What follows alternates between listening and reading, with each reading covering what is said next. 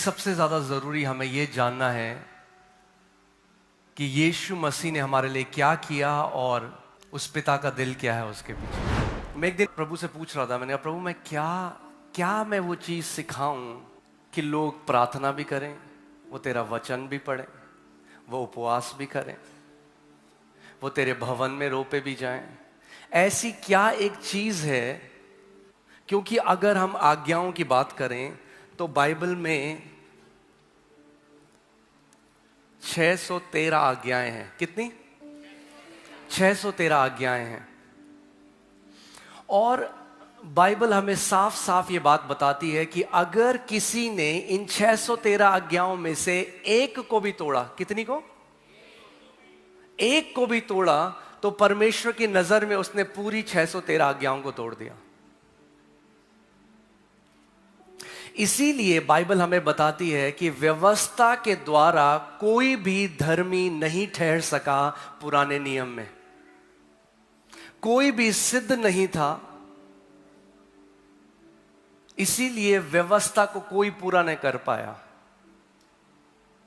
केवल एक व्यक्ति ने व्यवस्था को पूरा किया और उसका नाम है प्रभु यीशु मसीह।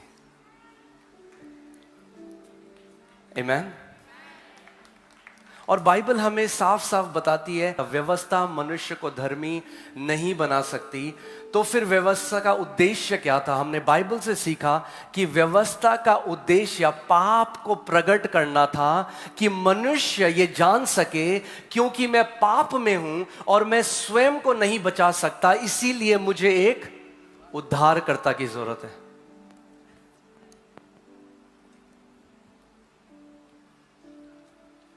परमेश्वर ने सिनाई पर्वत में मूसा को 10 आज्ञाएं दी और इन 10 आज्ञाओं से बढ़कर ये 613 आज्ञाएं बनी हैं। ये जो 613 आज्ञाएं हैं उनका सार जो है वो 10 आज्ञाएं हैं।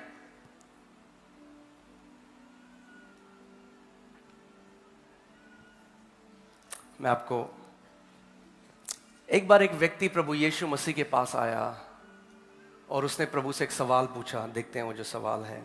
उस व्यक्ति ने यीशु से क्या कहा? हे गुरु, व्यवस्था में कौन सी आज्ञा बड़ी है? व्यवस्था में इतनी सारी आज्ञाएं हैं, 613 आज्ञाएं हैं, उस व्यवस्था में कौन सी आज्ञा बड़ी है? उसने यानी प्रभु यीशु मसीह ने उससे कहा, तू परमेश्वर अपने प्रभु से अपने सारे मन और अपने सारे प्राण और अपनी सारी बुद्धि के साथ क्या कर? प्रेम रख। प्रभु यीशु मसीह इस व्यक्ति को बता रहा है कि व्यवस्था का, इन आज्ञाओं का सार क्या है। सबसे ज्यादा परमेश्वर आपसे क्या चाहता है? आपसे भक्ति नहीं चाहता, आपसे दान नहीं चाहता, आप ये नहीं चाहता कि आप जब तब करो। सबसे बड़ी आज्ञा ये है कि आप उससे क्या करो? प्रेम करो। हल्के हल्के हम कहीं जाएंगे, मैं चाहता हूं आप ध्यान धरकर इस बात को समझे। क्या है सबसे बड़ी आज्ञा? कि हम क्या करें? परमेश्वर से प्रेम रखें। बड़ी और मुख्य आज्ञा तो यही है, और उसी के समान यह दूसरी भी है कि तू अपने पड़ोसी से अपने समान प्रेम रख। ये ही 2 आज्ञाएं सारी व्यवस्था और भविष्यद्वक्ताओं का आधार है। ये 2 चीजें परमेश्वर मनुष्य से चाहता है। पहली कि हम क्या करें? हम परमेश्वर से प्रेम करें और हम एक दूसरे से प्रेम करें। ये सार है। जो 10 आज्ञाएं भी अगर आप देखेंगे तो वो जो 10 आज्ञाएं हैं उसमें जो पहली 4 आज्ञाएं हैं वो आपके प्रेम को प्रकट करती हैं परमेश्वर के लिए, और जो बाकी 6 हैं वो प्रकट करती हैं आपका प्रेम औरों के लिए। कहीं ना कहीं क्या हुआ है कि धर्म में हम जो मुख्य चीज है हमने उसको खो दिया है। हम करने के पीछे इतने चले गए, we went after doing that we forgot God's heart. हम पिता के हृदय को नहीं समझ पाए। हम बस करना चाहते हैं, बताओ क्या करना है, कितने दिन का उपवास करें, कितने घंटे प्रार्थना करें, मगर पिता का दिल जो है वो ये है कि आप उससे प्रेम करें।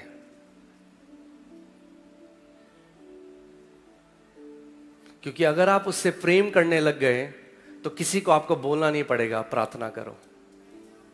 क्योंकि अगर आप उससे प्रेम करने लग गए तो किसी को आपको बोलना नहीं पड़ेगा कि यीशु के बारे में बताओ, क्योंकि दिल की बहुतायत से मुंह से निकलता है। क्योंकि अगर आप परमेश्वर से प्रेम करने लगे तो खुद ब खुद आपके पांव उसकी सेवा करने को भागेंगे।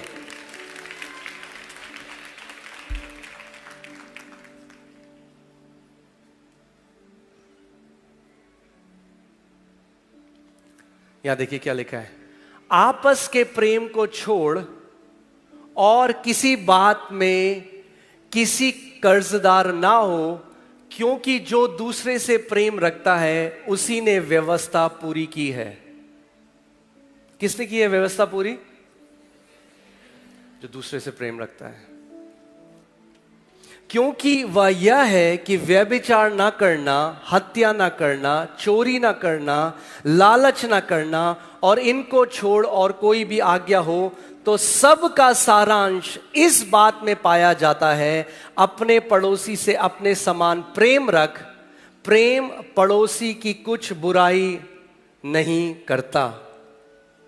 इसलिए प्रेम रखना व्यवस्था को पूरा करता है। बाइबल कहती है love is the fulfilment of the law.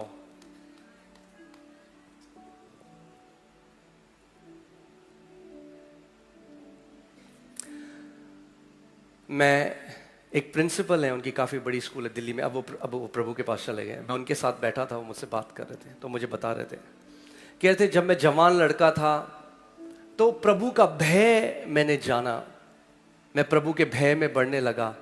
कह रहे मैंने कभी कोई पाप नहीं किया, क्योंकि जब कभी सिगरेट नहीं पी, कभी शराब नहीं पी, कभी गुटखा नहीं खाया, कभी कोई गलत काम नहीं किया, कभी व्यभिचार नहीं किया, क्योंकि परमेश्वर का भय मेरे सामने हमेशा बना रहता था। और वो कहने लगे कि परमेश्वर का जो भय था उसमें मैं बढ़ता गया, मगर वो क्या हो गए, वो कहने लगे मैं बहुत कठोर हो गया, मैं दया नहीं दिखाता था, मैं कठोर था, क्योंकि मैंने कभी कुछ गलत नहीं किया था तो मैं दया नहीं दिखाता था इतनी। और फिर एक दिन वो कहने लगे कि मैं अपने कमरे में बैठा था और परमेश्वर ने उनसे सवाल पूछा कि मेरी सबसे बड़ी आज्ञा क्या है।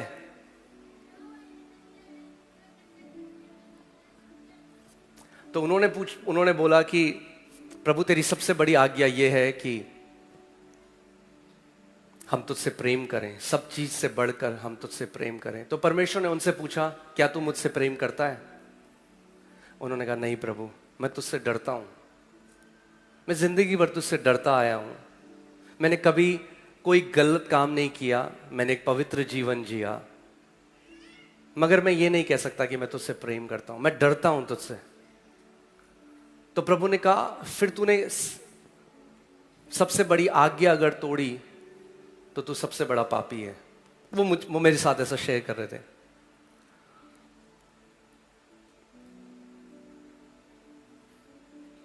तो उन्होंने कहा हाँ प्रभु। प्रभु ने कहा मैं तुझसे एक चीज चाहता हूं कि तू मुझसे प्यार करे, तू मुझसे प्रेम कर।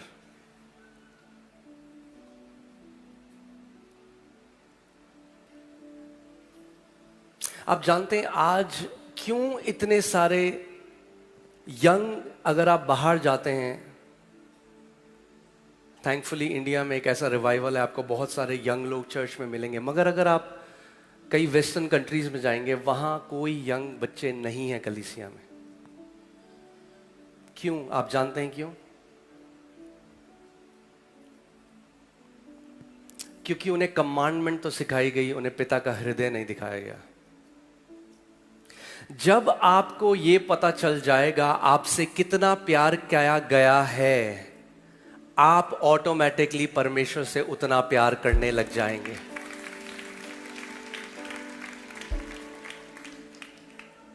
हम सब इस आयत को जानते हैं, हमने पढ़ा है, परमेश्वर ने जगत से इतना प्यार किया, इतना प्रेम किया कि उसने अपना इकलौता पुत्र दे दिया। परमेश्वर ने क्या किया जगत से? प्रेम किया। प्रभु यीशु मसीह क्यों आया? क्योंकि पिता ने जगत से क्या किया? प्रेम किया। बाइबल ही नहीं कहती परमेश्वर ने पाप से इतनी नफरत करी कि उसने अपने पुत्र को भेज दिया।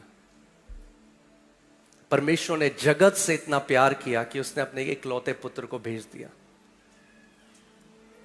जो प्रभु यीशु के आने का जो कारण था वो पिता का प्रेम था, क्योंकि पिता ने और हमसे कब प्रेम किया?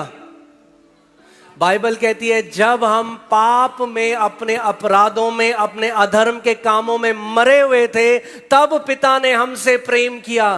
तो अरे अगर पिता ने तब हमसे प्रेम किया तो अब तो आप उसकी निज संतान हो, नाम से बुलाए गए हो।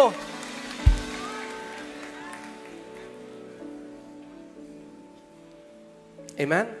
मगर ये जो आज्ञा थी जो प्रभु यीशु मसीह ने उसे बताई, ये व्यवस्था में का मूल था दो। तो व्यवस्था क्या करती है? डिमांड करती है आपसे, तू परमेश्वर से अपने पूरे मन, पूरे प्राण, पूरे हृदय, पूरी सामर्थ के साथ प्यार कर। और कोई भी पुराने नियम में नहीं था जो इसको पूरा कर पाया।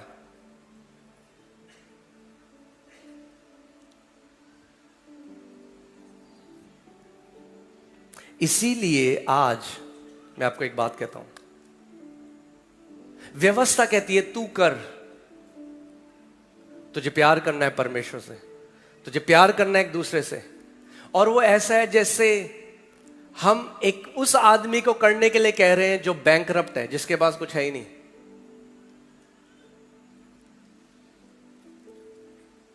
इसीलिए एक सबसे मेन चीज जिस मैसेज से हम दूर नहीं जा सकते, जिस संदेश से हम दूर नहीं जा सकते, वो ये है कि परमेश्वर पिता आपसे कितना ज्यादा प्यार करता है। क्योंकि पूरी व्यवस्था का सार ये है, सारे भविष्यद्वक्ताओं का सार ये है, you are beloved of God. आप परमेश्वर के प्रिय बेटे और बेटी हो। आप प्रेम किए गए हो परमेश्वर से।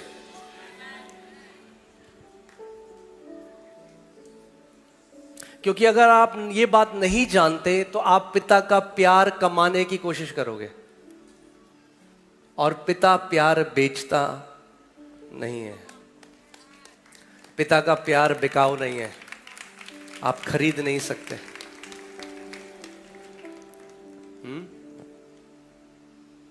क्या चढ़ाऊं और क्या दूं?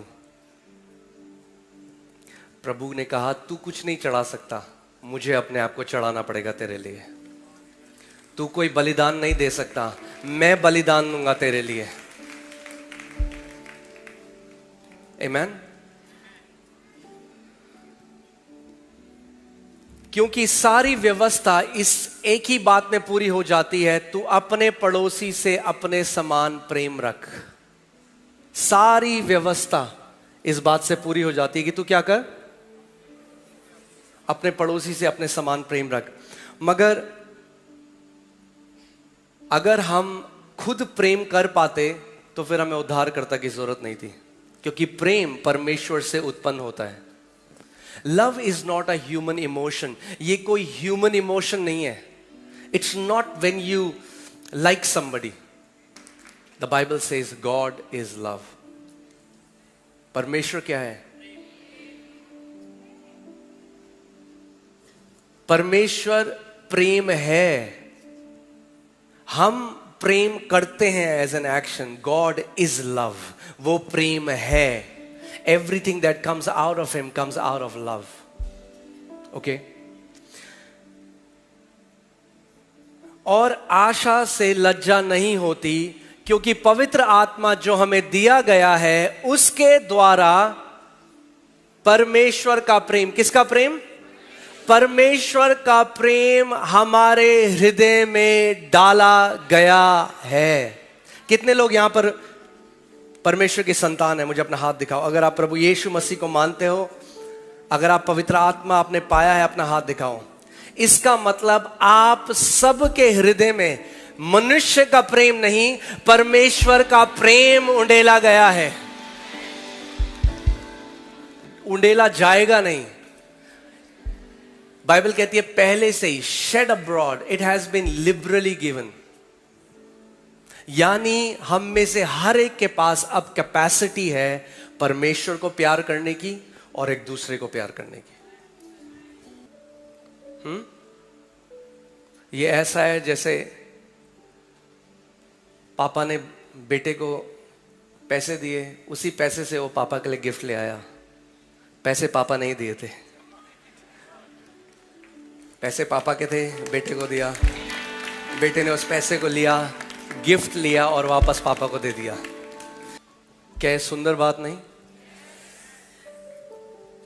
अगर हम प्रेम में बने रहते हैं तो आप व्यवस्था को पूरी करते हो, और अगर आप उपवास करते हो, प्रार्थना करते हो, देते हो कलीसिया में, वो सब करते हो और प्रेम नहीं रखते,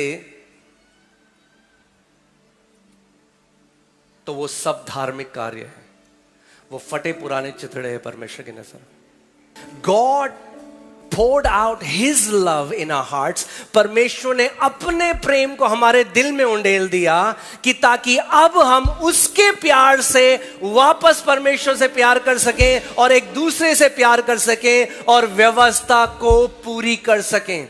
तो ध्यान से सुनो, अगर आप परमेश्वर से प्यार करते हो और एक दूसरे से प्यार करते हो तो आपको 613 आज्ञाएं क्या है सोचने की जरूरत नहीं है, आप व्यवस्था को पूरा करते हो। जितना ज्यादा आप इस बात को सुनेंगे बार बार कि परमेश्वर ने आपसे अनंत से प्रेम किया है, आप प्रेम किए गए हो, परमेश्वर आपसे प्यार करता है, you are the beloved of God, अपने आप पाप का जीवन छोड़कर पवित्रता की तरफ भागने लग जाओगे क्योंकि आप अपने परमेश्वर से प्रेम करते हो।